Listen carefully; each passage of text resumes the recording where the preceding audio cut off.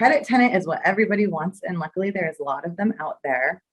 We can't think about this like we think about it at home. Like you're going to apply for a car loan or an apartment building and they're going to run your credit and find out if you pay your bills on time and what your credit score is. So that we don't do that. Office buildings do not technically ever do that because it's not a factor.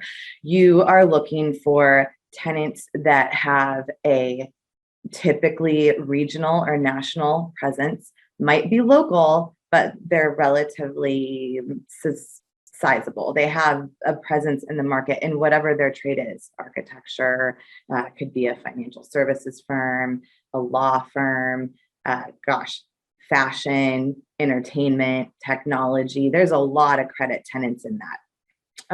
Credit would mean they've been around for longer than 3 to 5 years. They're not a startup anymore.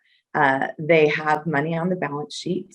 There's cash sitting there. They're not operating overly lean.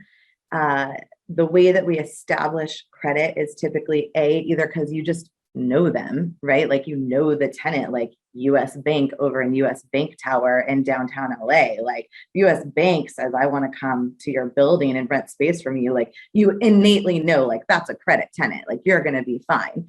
Now there might be some small, like an architecture firm that you haven't heard of. In that case, and in the leasing process, it isn't abnormal to request tenant financials. And what that means is you request a balance sheet and a P&L from typically the last 2 to 3 years to just review their position and make sure you feel comfortable with them coming in. Will they pay their rent? And oh, by the way, if I'm extending an outflow of cash first to pay commissions to get the space leased and tenant improvement dollars so that they can move into the space, you really want to know that you have a credit tenant.